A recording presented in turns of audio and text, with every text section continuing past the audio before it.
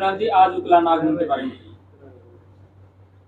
आज जो उकलाना में आए हैं, यहाँ पे हिसार जिले की मीटिंग रखी थी और जो स्थानीय मुद्दे, जो अगला प्लान, जो विस्तार, उस सभी पे चर्चा हुई है। और आज हिसार जिले में बड़ा विस्तार यूनियन का किया है। बहुत से आज नए पदाधिकारी बनाए हैं। और दूसरा जो है, जो 11 तारीख को हमने ज्ञापन देना है किसानों की मांगों पे हर जिला हेडक्वार्टर पे, उसकी तैयारी के लिए। और उसके बाद 23 नवंबर की एक बड़ी महापंचायत पिपड़ी में रखी है, उसकी तैयारी के लिए आज मीटिंग की थी। और बहुत उत्साह जो है यहाँ पे किसानों में देखने को मिला है। और बड़ी बात ये रही है कि जो युवा पीढ़ी है, युवा पीढ़ी आज काफ़ी ज़्यादा आई है और युवा पीढ़ी ने बड़ा उत्साह जो है आगे के लिए आंदोलन में शामिल होने के लिए दिखाया। आज को नए चेहरों को कोई पद दिए हैं? हाँ, नए चेहरों को पद दिए हैं, काफ़ी पद दिए हैं आज। उसकी हम लिस्ट आपको दे देंगे। और आज हिसार जिले का बहुत अच्छा विस्तार हुआ है। पिपली में बता रहे हैं शराब आयोजन किया जा रहा है, उसका क्या उद्देश्य रहेगा? देखिए, उसका उद्देश्य है कि किसान चुनाव से पहले अपनी एक ताकत दिखाए कि चुनाव अब किसान जो है अपनी मांगों पे कितना सतर्क है। हम सड़कों पे बैठते हैं, लड़ते हैं, झगड़ते हैं, ठीक है, लेकिन चुनाव से पहले किसान अपनी मांगे उठा के पार्टियों को यह दिखाना चाहता है कि हमारी मांगे आप अपने मैनिफेस्टो में डालो। तो उन किसान की मांगे जो है वो मुख्य मुद्दा चुनाव में रहें। अभी चुनाव में जो है वो जाति और धर्म मुख्य मुद्दा होता है। जाति और धर्म से ऊपर उठ के किसान और किसान की मांगे मुख्य मुद्दा रहें। इसलिए चुनाव से पहले हमने नवंबर के अंदर 23 नवंबर को, पहले 25 नवंबर को रखी थी, उस दिन साहा ज्यादा शादी ज्यादा, उसका 23 नवंबर बदल के कर दिया गया है। 23 नवंबर को पिपली अनाज मंडी में एक महापंचायत रखी है, वो राष्ट्रीय स्तर की है। दूसरे प्रदेशों से भी लोग आएंगे, लेकिन ज्यादा लोग तो जो है वो स्थानीय भीड़ लोग किया करते हैं। क्या गुरनाम सिंह सिद्धू ने जो पार्टी बनाई थी वो भी 2024 में किया गया? नहीं, उस पार्टी में अभी हम काम नहीं कर रहे हैं। और वो पार्टी पंजाब का चुनाव लड़ने के बाद जो है वो उसमें हमने काम नहीं किया। किसान आंदोलन के दौरान हिसार के मटका चौक का नाम किसान चौक रखा गया था, लेकिन हाल ही में मुख्यमंत्री ने आकर के उसका नाम बदलने की घोषणा की। देखिए, हमें उनकी चालें समझनी चाहिए, हमें उनकी चालें समझनी चाहिए। भजनलाल कांग्रेस का था, अगर किसान लोग विरोध करेंगे तो इसका मतलब ये कांग्रेस का विरोध करेंगे। कांग्रेस आपस में फूट जाए, आपस में लड़े, यही तो बीजेपी चाहती है। उसके वो चाले चलते हैं। हमें उन चालों में ना आके हमें मुद्दों पे लड़ना चाहिए। अगर किसान चौक का नाम किसान चौक भी रख दिया, फिर कौन सा हमारे घर में बोरियां आ जाएंगी, फिर कौन सा हमारी आर्थिक हालत अच्छी हो जाएगी। इन्हीं मुद्दों को बीजेपी ढूंढती है, जिन पे उनको नफा नुकसान की कोई जरूरत, उनका खर्च उनको कुछ ना करना पड़े और रंग जो है बढ़िया है। आज गेस्ट टीचरों को अरेस्ट किया गया क्योंकि वो भी अपने हक से आवाज। मैं ये कह रहा हूं कि सबका नंबर आएगा, पत्रकारों का नंबर भी आएगा। ये भी कई पकड़ लिए हैं। वो देखा करनाल में क्या हुआ, आकर्षण उत्पल। अब क्या गुनाह है उसका? उसका गुनाह केवल इतना है कि उसने सच सामने दिखाता है, डरता नहीं है। चाहे अधिकारी हो चाहे नेता हो, वो पड़ा है जेल में। और इतने और मतलब सिरे लगा रहे हैं उसके ऊपर, ऐसे ऐसे केस दर्ज कर रहे हैं जिनका मतलब ही नहीं है। सबका नंबर आएगा।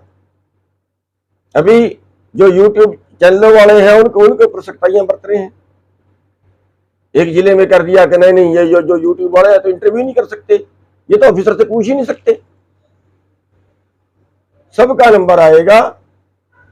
कर्मचारियों का आप देख लीजिए, महकमे तोड़ तोड़ के जो है वो आज 25% कर्मचारी रह गए हैं। आप बेरोजगारों का हाल देखिए, बेरोजगारों का आज 38 बेरोजगार रोजाना सुसाइड कर रहे हैं। हम तो सब जनता के लिए लड़ रहे हैं और हम ये चाहते हैं कि ये सारे इकट्ठे होकर आ जाएं अब जैसे आप गेस्ट टीचरों की बात कर रहे हैं, तो उनको भी जो है वो हमारे समर्थन में आ जाना चाहिए, वो भी हमारे परिवारों से, उनके लिए भी लड़ेंगे, लेकिन तब लड़ेंगे जब वो हमारे लिए खड़े हों। मुख्यमंत्री के जन संवाद कार्यक्रम में एक महिला ने फैक्ट्री की मांग की थी गांव को लेकर के कि इस गांव में फैक्ट्री लगा दीजिए, हमारा एक समूह है, हम वहां काम कर लेंगे। लेकिन उसके बदले में जवाब मुख्यमंत्री का ऐसा रहता है कि चंद्रयान 4 भेजा जाएगा तो उसमें आपको भेज देते हैं। अब ये तो क्या उनको कहें कि जैसी उनमें समझ है वैसा वो अपने पद के गर्मा के हिसाब से जवाब नहीं देते अपने। राजनीतिक दलों की अगर बात की जाए तो 2024 के लिए रणनीति बनानी शुरू कर दी है, प्रचार अभियान लगातार चलाया जा रहा है। ऐसे में भारतीय किसान यूनियन की क्या भूमिका रहने वाली है 2024? देखिए, भूमिका तो अब उसके बारे में क्या बताएं, जो किसानों को ज्यादा अधिकार देगी किसान उसके साथ जाएगा, जो किसानों को ज्यादा अहमियत देगी, किसान की मांगों को ज्यादा अहमियत देगी, किसान को समृद्ध बनाने की बात करेगी, तो उसके साथ किसान जाएगा। हमें भीख नहीं चाहिए, हमें अधिकार चाहिए। तुलना कैसी होगी सर इस बात की कि कौन सी पार्टी जो है किसानों का हित कर रही है? देखिए, तुलना का तो ये है कि सारी पार्टियों का करीब करीब जो सत्ता में आने की संभावना उनका राज रह चुका है। पीछे उन्होंने क्या क्या किया उसको सब जानते हैं। अब आगे की बात है, आगे कौन सी पार्टी क्या देने की बात करती है, उसके हिसाब से उनका हिसाब लगाएंगे और उसी हिसाब से उनको वोट देंगे। किसान प्रोटेस्ट के दौरान अभय सिंह चौटाला ने अपने पद से इस्तीफा दिया था, तो क्या उसको इस बात के लिए प्रायोरिटी दी जाएगी? देखिए, अभय चौटाला ने ड्रामा किया था। अगर उसने इस्तीफा दिया था, दोबारा लड़ने की क्या जरूरत थी? उसी दौरान आंदोलन चलते में दोबारा लड़ा ना। अगर उसने इस्तीफा दिया था फिर लड़ने की क्या जरूरत थी उसी दौरान? और दूसरी बात, अब उसको या किसानों का बड़ा दर्द हुआ। जब कंडेला कांड में 1700 गोली चलाई थी तब दर्द नहीं हुआ था? जब 7 किसान बुलकने में मार डाले तब दर्द नहीं हुआ था?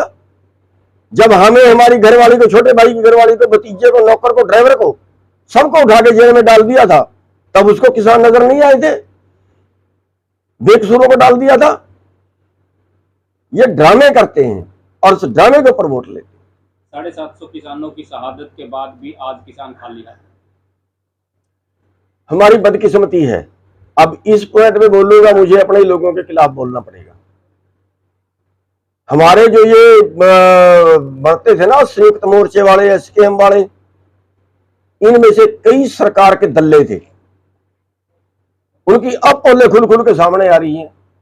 अब बोलते हैं ना, वो फलाने को चिट्ठी लिखी थी, वो ढमकाने को चिट्ठी लिखी थी, ये उसकी कोठी पे चाय पी के आया था कृषि मंत्री की। आ रही है ना। हमने रास्ता बताया था, हमने 15 दिन बाद कहा था कब तक बैठोगे यहां? सरकार ये चाहती है कि सड़क में बैठे रहेंगे, लंबे टाइम तक ये टूट जाएंगे। सरकार इस नीति पे आ गई है। मैंने कहा था हरियाणा के लोग 10 दिन से ज्यादा आंदोलन नहीं चलाते, ये रिजल्ट चाहते हैं। 10 दिन में मरना पड़ जाए तो मरने के लिए तैयार हैं। हमने कहा था घेर लीजिए संसद को, जो श्रीलंका में हुई वो यहां करनी चाहिए थी इनके साथ। डरते हैं, कह रहे मर जाएंगे। अरे मर जाएंगे तो मर जाएंगे। कह रहे लोगों के बच्चे मरवाएगा। मैं कहा लोगों के बच्चे क्यों मरवाएगा? तुम कहते हो बड़े लीडर बनते हो। कह रहे हम 500 संगठन इकट्ठे हैं, लीडर आगे हो जाओ। गोली लगेगी लीडर को लगेगी, जनता को क्यों लगे? आज उसका रिजल्ट हमारे सामने है। फिर सर, लोकसभा चुनाव को लेकर भारतीय जनता पार्टी के खिलाफ लगभग 28 पार्टियां एक तरफ हो गई है। उनका उद्देश्य यही है कि मोदी को पद से उतारा जाए। तो भारतीय किसान यूनियन का भी यही उद्देश्य रहेगा भविष्य में? देखिए, मैं आज के टाइम में जो है वो ये कहना चाहूंगा कि आज के टाइम में जो पार्टियों में शामिल नहीं हुई है उनको भी इस पॉइंट पे शामिल होना चाहिए। क्योंकि बीजेपी का हराना इसलिए जरूरी है कि बीजेपी देश को बेच रही है। सबसे पहले तो देश को बचाना जरूरी है ना। देश को बचाने के लिए बीजेपी को उतारना जरूरी है। इन्होंने कई लाख करोड़ की जो सरकारी संपत्ति थी उसको कारपोरेट को बेच दी है, कई लाख करोड़ की। और अभी खबर आई है, मैं आपको दिखा भी सकता हूं, जो पंचायती जमीनें हैं 2.5 लाख गांवों की। अब पंचायती जमीनें कौन सी हैं? जितनी मुश्तरका जमीन थी, जितनी पट्टी की जमीन थी, जितनी कोई उसके दौड़ीदारों की जमीनें थी, 8 प्रकार की जमीनें हैं ये। इन सारी जमीनों को उन्होंने पंचायती जमीनें मान लिया और पंचायती जमीनें मान के इन सब को उन्होंने सेल पे लगा दिया। इनको बाजार में उतारेंगे तो उसकी जो है खबर भी आई है और शायद सुमन के पास थी वो खबर। हाँ, तो मैं आपको दिखा देता हूं वो।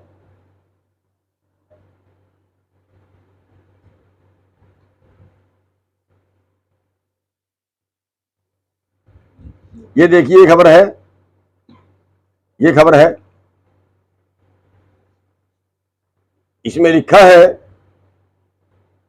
है कि 6 लाख करोड़ की सरकारी संपत्ति की सेल लगाने के बाद 2.5 लाख पंचायतों की जमीनों को बाजार में उतारने की तैयारी। यानी ये जमीनें कंपनियों को देंगे, लीज पे देंगे या बेचेंगे। और कई गांवों में, अभी यहीं पे एक बिठमड़ा गांव है पास में, उसमें 900 एकड़ जमीन है। उस 900 एकड़ जमीन को किसानों की मिल्कियत है, किसानों से छीन के किसी कंपनी को देंगे। और अगर 900 एकड़ में कंपनी को काम करेगी तो उसको खेती सस्ती पड़ेगी और वो यहाँ के किसानों को मारेगा। अभी एक और खबर आई है कि जितनी गेहूं सेलो गोदामों में जाएगी वो आड़तियों के थ्रू नहीं जाएगी, वो डायरेक्ट जाएगी मंडी से बाहर आड़ती। अभी एक और तुगलकी फरमान आ गया है कि एक मंडी में एक दुकान में एक ही आड़ती बैठ पाएगा। अभी पीछे तो 6 भी बैठे थे, पिछले साल कर दिया था एक दुकान में 2 बैठ पाएंगे, जितने बूथ हैं उनमें कोई आड़ती नहीं बैठ पाएगा। अब आड़ती को कितनी जगह चाहिए? एक मेज, एक कुर्सी, एक अलमारी। 85 फुट की दुकान किस लिए चाहिए उसको? अब की बार कर दिया एक दुकान में एक ही आड़ती बैठेगा, यानी आगे के लिए आड़तियों की संख्या 50% रह जाएगी। और फिर टुकड़े टुकड़े करके के वो जो है, अभी एक और तुगलकी फरमान आ गया है। अभी वो तुगलकी फरमान ये आ गया है कि जो धान है, हम कह रहे हैं 15 तारीख से खरीद शुरू करिए। भाई 15 जून से किसान धान लगाना शुरू करता है तो 15 सितंबर तक वो पक जाती है। 3 महीने की 85 दिन की वैरायटी है। अभी धान हमारी तरफ मंडियों में आनी शुरू होगी, लेकिन सरकार ने तुगलकी फरमान शुरू कर दिया कि 1 अक्टूबर से पहले जो धान आएगी उसको प्राइवेट को बेचो। और अगर किसी आड़ती ने 1 हफ्ता धान रख ली मंडी में कि चलो खरीद आएगी तब बेचेंगे, तो उसको उसका जुर्माना, उसका टैक्स भरना पड़ेगा। तो वन नेशन एक इलेक्शन एक, देखिए कैसे हो सकता है वो? मतलब 1 नेशन 1 इलेक्शन कैसे हो सकता है? अभी पंजाब में अभी इलेक्शन हुआ है तो क्या वहां की सरकार तोड़ दी जाए? ये तब हो सकता है अगर चुनाव में सुधार करें। सुधार क्या करें? जैसे पंचायत का इलेक्शन डायरेक्ट होता है, हम बात करते हैं उस चीज की। जैसे पंचायत का इलेक्शन डायरेक्ट होता है, सरपंची का इलेक्शन डायरेक्ट है, उसके बाद मेंबरों का है। जो सरपंच है वो मेंबरों के भरोसे नहीं है कि मेंबरों का बहुमत होगा तो सरपंच बनेगा। मुख्यमंत्री एमएलए पे डिपेंड है कि एमएलए का बहुमत होगा तो मुख्यमंत्री बनेगा, और एमएलए उस पर डिपेंड है कि वो टिकट देगा तो एमएलए बनेगा। इस चीज को तोड़ देना चाहिए। सीएम का इलेक्शन डायरेक्ट हो, पीएम का इलेक्शन डायरेक्ट हो, बिना पार्टी के चुनाव हो, जो अच्छा उम्मीदवार होगा। अगर आज बिना पार्टी के चुनाव हो तो क्या आप सोच सकते हैं खट्टर मुख्यमंत्री बन जाएगा? जो अच्छा आदमी होगा वही तो आगे निकलेगा। अगर बिना पार्टी के चुनाव हो तो क्या आप सोचते हैं कि ऐसे जाके मुख्यमंत्री एमएलए बनेंगे क्या?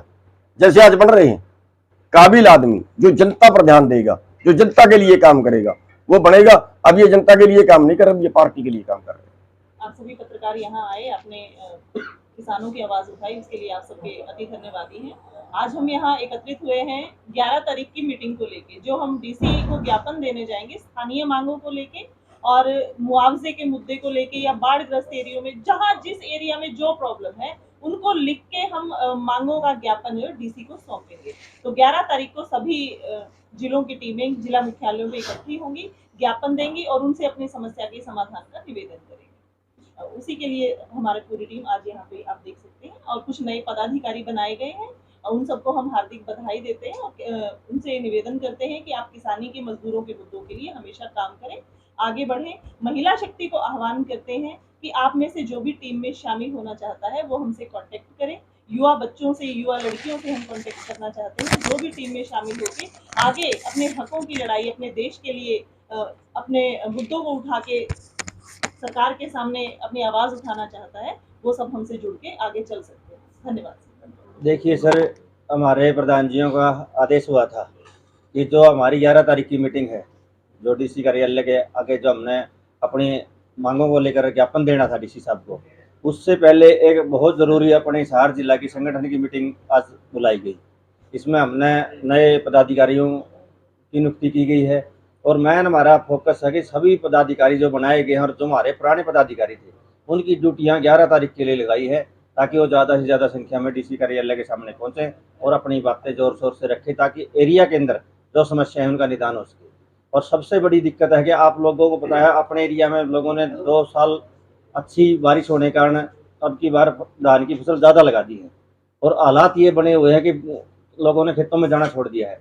धान की फसल आने पे तैयार है, लेकिन वहाँ पानी की वजह से बहुत बुरा हाल मचा हुआ है। पानी अब की बार बारिश हुई नहीं और नहरों का पानी बहुत कम है, तो इस वजह से लोगों का खेतों में जाना दुभर हो गया और लोगों की फसलें नष्ट हो रही है। उसके लिए भी कुछ अलग से मांग की जाए, ताकि जिन लोगों की धान की फसल खराब हुई है उसका उचित बीमा मिले।